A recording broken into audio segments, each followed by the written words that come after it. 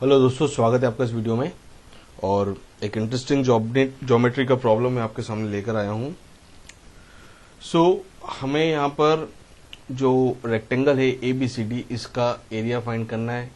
इस रेक्टेंगल के अंदर एक सर्कल है जिसकी रेडियस हमें गिवन नहीं है, पर अगर हम B और D पॉइंट को ज्वाइन करें तो यहाँ पर जो डायगोनल है BD और जो सर्कल का जो पॉइंट्स है जो इस डायगोनल पे मीट कर रहे हैं, तो ये लेंथ को कुछ डिवाइड कर रहे हैं।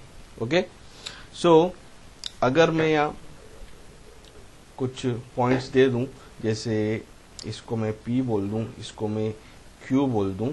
ओके, तो सर्कल से इंटरसेक्शन की वजह से जो लेंथ है वो 3 पार्ट्स में डिवाइड हो गई। जैसे BP हो गया 3 के बराबर, PQ हो गया 5 के बराबर और QD हो गया 1 के बराबर। इतना कुछ इंफॉर्मेशन हमें गिवन है और हमें एरिया फाइंड करना है। ओके, तो हमेशा जब भी सर्कल के प्रॉब्लम में आपको सीकेंट देखने को मिले तो हमेशा याद रखना है कि यहाँ पर जरूर से जरूर टेंजेंट एंड सीकेंट थ्योरम का यूज होना ही होना है। ओके, तो उसी का यूज करके हम यहाँ पर आंसर लाएंगे। अब रेक्टेंगल का एरिया निकालना है तो हमें उसकी बेसिकली हाइट और विड्थ पता होनी चाहिए, वो हमें यहाँ पर इस केस में पता नहीं है। ओके, पर यहाँ पर हम कंसीडर करना चाहे तो देखिए, इसे हम R नाम दे देते हैं और इसे हम S नाम दे देते हैं। ठीक है, अब क्योंकि सर्कल है तो सर्कल के लिए हम एक्सटर्नल पॉइंट से टेंजेंट ड्रॉ करें तो उसकी जो लेंथ है वो हमेशा क्या रहेगी, सेम रहेगी।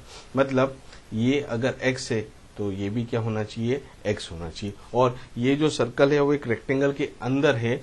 ओके, उसकी सिमेट्री का हम यूज देखें तो dr अगर x है तो rc भी क्या होना चाहिए, x, और ये जो sc है वो भी क्या होना चाहिए, x के बराबर होना चाहिए। अब bs हमें पता नहीं है तो इसे अभी के लिए हम y मान लेते हैं।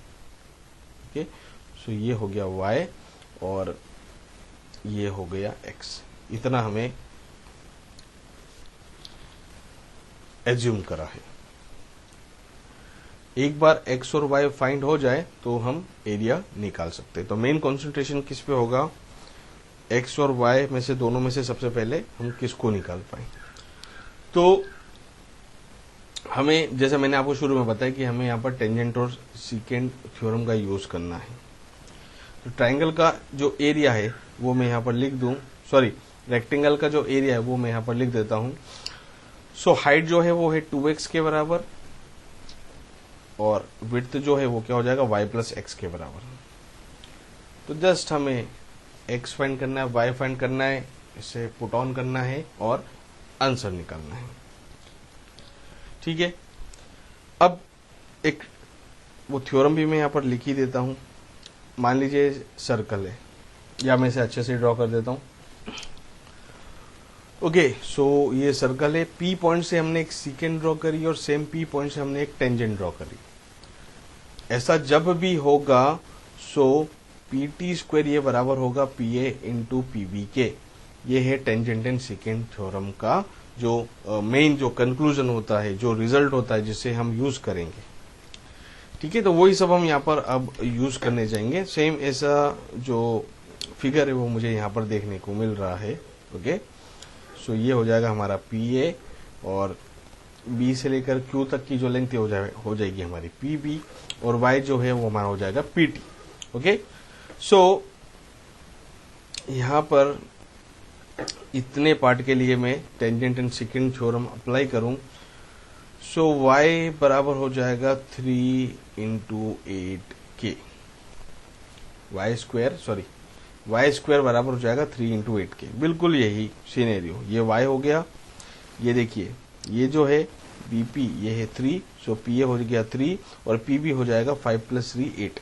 बिल्कुल यहाँ पर सेम टू सेम यहाँ पर यूज करना है। ठीक है, y की वैल्यू हमने फाइंड कर ली, ये आ गई है √24 के बराबर, जिसे हम लिख सकते हैं 2√6। ठीक है, y हो गया 2√6। तो y की तो वैल्यू हमें पता पड़ गई, आ गई 2√6। अब नेक्स्ट हमें वैल्यू किसकी फाइंड करनी है, एक्स की वैल्यू फाइंड करनी है। एक्स की वैल्यू कैसे फाइंड करेंगे, सेम थ्योरम लगाएंगे हम, सेम थ्योरम लगाएंगे पर रिवर्स इधर से लगाएंगे। देखिए ये भी सेम सिनेरियो है, बस नजरिया दूसरा है। सो डी पॉइंट से ये टेंजेंट बनी है और ये बनी है सीकेंट, ठीक है। तो यहां पर भी हम टेंजेंट एंड सीकेंट थ्योरम का यूज कर सकते हैं। सो एक्स स्क्वायर ये बराबर हो जाएगा 1 इंटू 6 के, 1 इंटू यहां से लेकर यहां तक का जो डिस्टेंस है जो कि है 5 + 1 जो कि आ गया यहाँ पर 6। तो x की वैल्यू कितनी होगी, √6 के बराबर। तो x भी निकल गया, y भी निकल गया, x कितना आया, √6। अब हमें एरिया निकालना है किसका, ABCD का, जो कि मैंने यहाँ पर लिख रखा है, वो किसके बराबर है, 2x इंटू y + x के। बस वैल्यूज पुट कर देना है। सो 2 इंटू x की वैल्यू कितनी है, √x, y की वैल्यू कितनी आई थी, x की जो वैल्यू √6 के बराबर आई थी, तो x की वैल्यू √6 यहाँ पर पुट करी। y की जो वैल्यू वो आई थी 2√6 के बराबर प्लस x की वैल्यू √6। ये सब हम पुट कर देते हैं और फाइनली इसका वैल्यू निकाल लेंगे। 2√6 इंटू कितना हो जाएगा, ये 3√6। ओके, सो 2 3 = 6, 6 इंटू 2 3 = 6 हो गया, और √6 इंटू √6 इसका जो मल्टीप्लीकेशन है वो भी क्या हो जाएगा, 6। तो आंसर कितना हो जाएगा हमारा 36 स्क्वायर यूनिट्स, ये हो गया हमारा आंसर। सो जो रेक्टेंगल है ABCD उसका जो एरिया है वो कितना होगा, 36 स्क्वायर यूनिट्स के बराबर। देखिए इतना आसानी से ये प्रॉब्लम हो गया। Okay, tangent and secant theorem कहाँ कैसे कैसे प्रॉब्लम बन जाते हैं आप सोच भी नहीं सकते। Okay, so I hope that this video will be helpful for you all. Video पसंद आए तो उसे लाइक कीजिए, शेयर कीजिए, चैनल पर नए हो तो सब्सक्राइब करना ना भूलें, नोटिफिकेशन बेल को प्रेस करें ताकि जैसे ही नया वीडियो अपलोड होए आपको तुरंत उसकी इन्फॉर्मेशन मिल जाए। Thank you so much, thank you for watching.